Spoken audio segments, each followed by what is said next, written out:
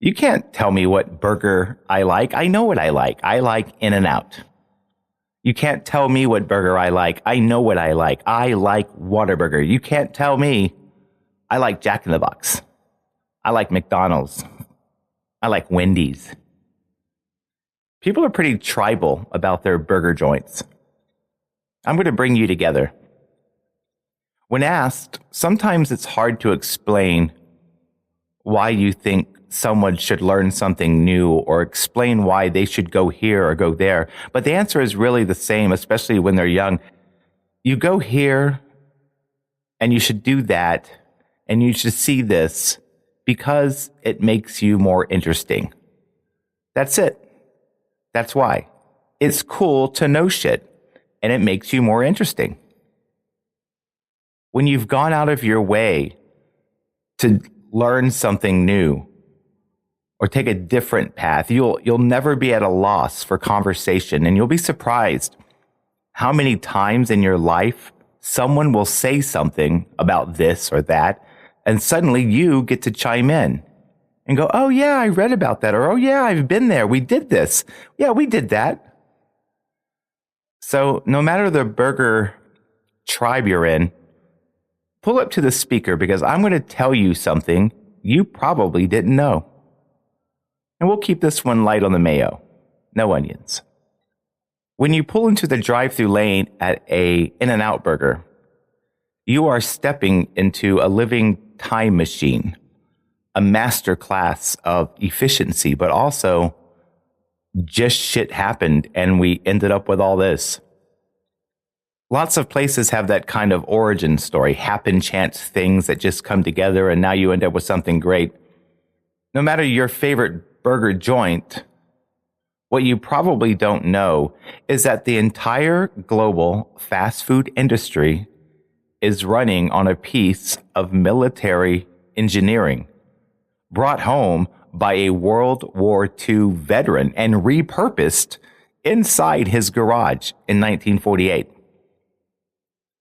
Harry Snyder, founder of In-N-Out, and his wife Esther met after both serving in the Navy in Seattle in September 1947 when Harry was working at his post-war bakery caterer and Esther was managing the base restaurant at Fort Lawton. They fell in love and married in 1948 and immediately moved to Southern California to build a business. Now, at the time, the fast food landscape was completely flat. Up the road from them, McDonald's was just a single car hop restaurant. There's plenty of stories about them. You wanted your food in your car in America, you had to wait for a teenager on roller skates to fetch it or sit on a bench. Harry thought this was a massive waste of time. The entire layout of the restaurant to him was ridiculous and inefficient, and he should know. So he started with the design. He took his tiny 100 square foot shack of a restaurant and set it up to mimic the hyper efficient, cramped layout of a U.S. Navy battleship galley. He knew better how to feed hundreds of sailors in a tiny space with lightning fast speed. Why not do the same way on land? Pretty smart. But he also thought it would be much faster if people just ordered from their car, pulled up, and were handed their food. Way less people to employ. So much more efficient. Well, they can't just pull up to the window and order and wait one by one. How would that be faster? One person taking orders one by one can't compete with 10 servers on skates taking multiple orders simultaneously. So now he has a problem, which circles us back to that repurposed military hardware to fix his communication problem. Harry leaned into his military radio operator training from the Navy. He stayed up tearing apart surplus communication tubes and soldering circuits in his garage. And when he was done, he had invented the world's very first two-way drive-through speaker box, bringing Battleship technology directly to the hamburger stand. It seems like somebody would have come up with this sooner, maybe, or soon after. or at least see this idea was a big idea. It meant more. But you know what? No, not so much. To put that not so much in perspective, In-N-Out had a fully functioning drive-through intercom system for 27 years before McDonald's ever built one. Only one other rebel ran with Harry's talking box idea in those early days. In 1951, a tiny new startup called Jack in the Box launched in San Diego. They built an intercom right inside a giant clown head. But it confused drivers so badly that they had to put up a sign that said, "Pull forward, Jack, the clown, will speak to you." There was only one other burger place that was actually started by his military buddy who latched on to this idea of the speaker box, though a little later in 1958. His buddy Carl's something. He started using it. Wonder whatever became of him. But besides that, the speaker box concept vanished for nearly 2 decades everywhere else. When McDonald's finally woke up and built their very first drive-through window in 1975, they only did it because of the military. Their Arizona location sat right next to a military base where soldiers were strictly forbidden by military code from wearing their uniforms into public off-base businesses. McDonald's literally had to punch a window into their wall so the soldiers could just grab their burgers without stepping out of their cars. While everyone else was kind of stuck in the mud, Harry's little Navy-style box was decades ahead of its time. Go Navy. Beat Arby's. As the chain grew, Harry and Esther ran the business with a level of strict military discipline. As you know, if you look into the kitchen today, the workers are still wearing vintage 1950s paper boat hats. Harry refused to switch to the modern baseball caps. He believed the crisp paper hat was a symbol of military-grade cleanliness and respect. I know. Oh, that's why they wear those. See? You're becoming more interesting. By the 1960s, the parking lot of their original location became a hotspot for local drag racers and rowdy teenagers. The employees secretly nicknamed these loud, mischievous kids the Animals because of their wild behavior. One night in 1961, as the lore is told, one of these rowdy animals is said to have looked through the window and saw a cook frying a burger patty directly in mustard, topped it with grilled onions and a secret spread.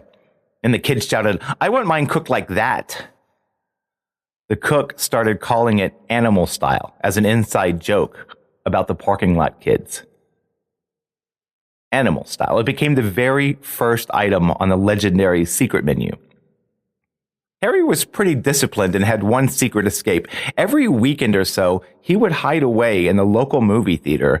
He was completely obsessed with Hollywood movies. In 1963, a massive comedy hit came out called It's a Mad, Mad World. The plot revolved around a group of strangers racing to find buried stash of stolen cash. The only clue they had was that the money was buried in a park hidden under a giant W made of 4 crossed palm trees. Harry sat in that dark theater staring at those trees, and a light bulb went off. He had a lot of light bulbs go off in his time, this guy. He looked at his hamburger stands, his workers, and his customers, and he realized that this business was his life's true treasure. In 1972, he decreed that every new location must plant 2 crossed palm trees right at the front entrance. It was a living X marking the spot. Anyways, Harry passed away sometime in 1976 or so, leaving his son Rich to run the show, who ended up dying in a plane crash, leaving the other brother, Guy, in charge, who also eventually died tragically. And Esther, oh Esther, Esther took it all over again at the age of 80 and stayed with it for 6 years before joining the rest of her family. All but one. The multi-billion-dollar empire was suddenly left sitting in the hands of a single, terrified, 17-year-old girl named Lindsay Snyder, granddaughter of Harry and Esther, daughter of Guy. She was the absolute last of the bloodline.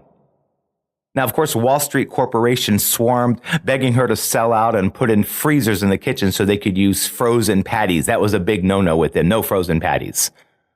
Go public, they wanted her to do. Franchise, they wanted her to do. But Lindsay refused.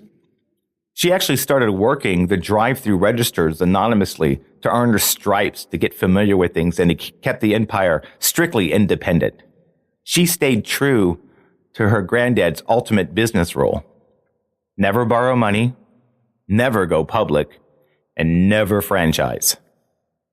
Today, Lindsay still runs the show, keeping the exact same simple menu her grandfather built with military scrap metal. All of these things mattered because if only one of these things had been different, just one, you'd be sitting in a long line waiting for just another bland, gray, frozen burger from a not-so-motivated crew of kids, mainly at his first idea for a name, your local No Delay Hamburgers. No Delay Hamburgers. Not bad. But Harry chose the treasure, In-N-Out. You got to admit, it's a good name for a drive-thru place. As Memorial Day approaches, I ask that you stop to look at a much bigger picture. This is the time of year where we honor our true heroes. We pause in memoriam of the ones we lost. All those incredibly brave people who gave so much to protect the fabric of our country. Think about the fabric. What we're supposed to be all about. Americana. Living the dream. Going for it.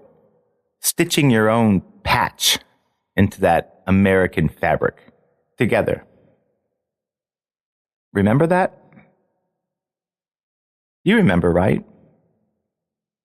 So on your way back from your local parade or cemetery visit or a small town celebration this weekend, you might decide to pull your car into a drive-through lane to pay tribute to a much lesser known benefit of that military service.